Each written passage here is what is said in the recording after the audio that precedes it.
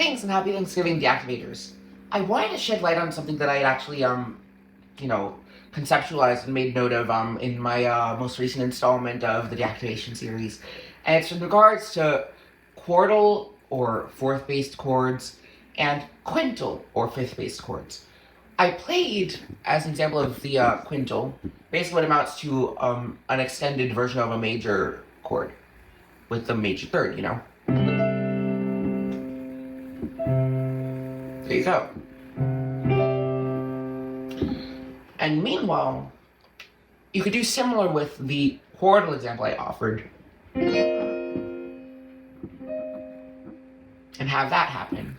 You have a minor sonority there, and it's fine on its own. But interestingly enough, if you extend down past the root you intend through those chordal intervals, those fourths, you actually end up with a more complete triad, a more complete triadic sound. Move this up an octave.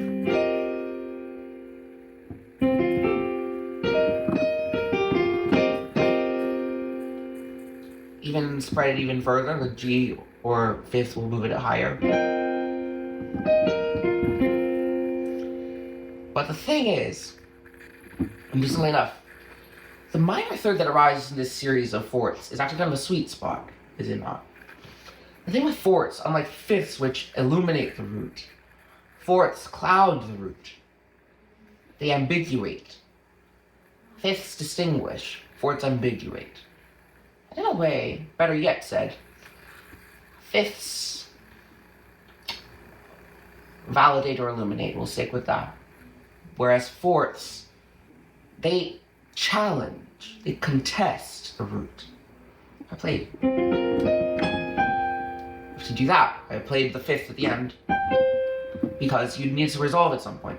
This is a fine sonority. It doesn't even sound that tense, all that tense.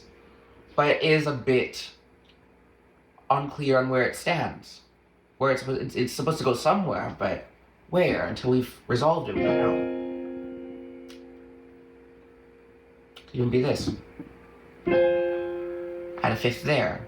After all, it's the same fifth as here. Or it could be this.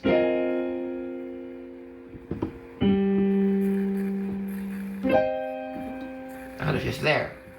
The fifth reinforces, again, like I said, it reinforces. The fourth adds challenge. And of course, if you extend to extremity the fifths, you get that tritone at the end. Beautiful. And it's kind of uncannily steady there. Whereas this, let's finish off.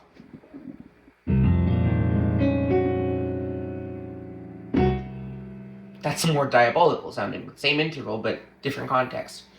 One is an augmented fourth. Notice fourth, but deviated from its typical function. Thus sounding not contesting, but instead almost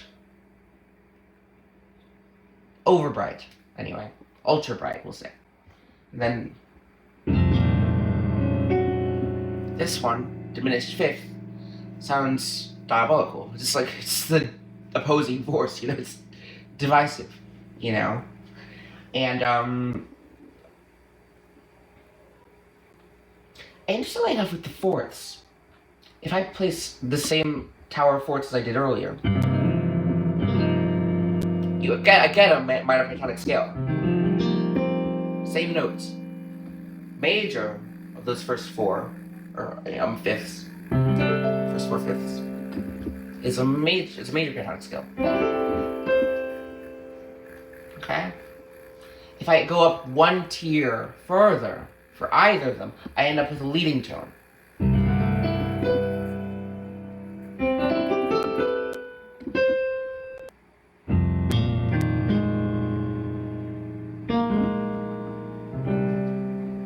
Okay?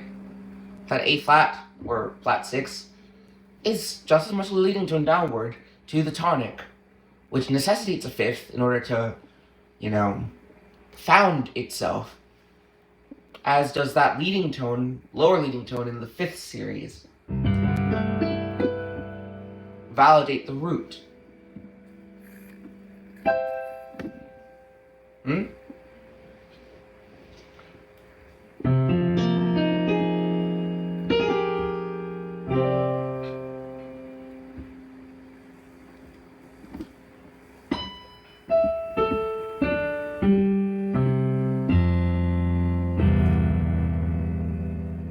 Same thing, just opposite, very opposite in mood and mode, you know?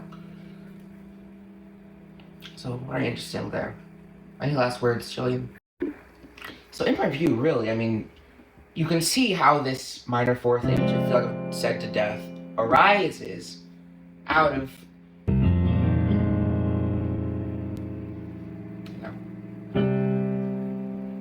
the ascendants of 4ths, which are same thing as the undertone series, because the 4th arises out of that series, at least relative to a root. And this arises alongside the overtone series. Bye. Note also, in my last installment of Deactivate 4, I will mention that this scale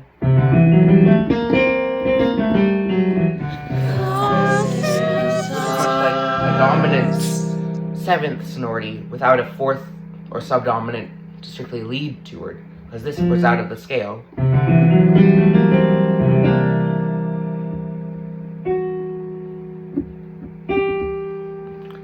That's called Lydian dominant, we call it, you know, and its negative scale, as as you can hear, I'm kind of alluding to, is this.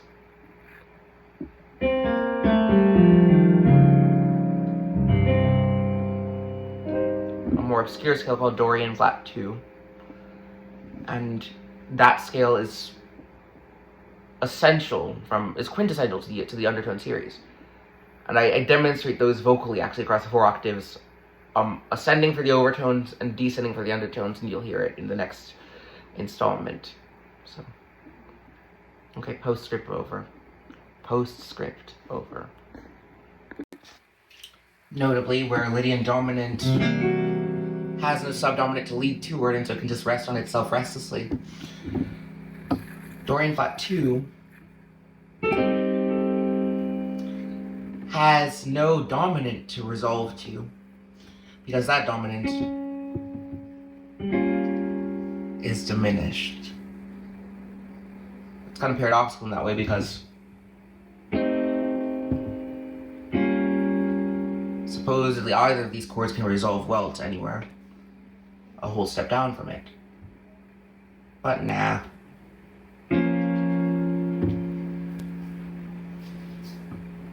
Melodic minor, anyone?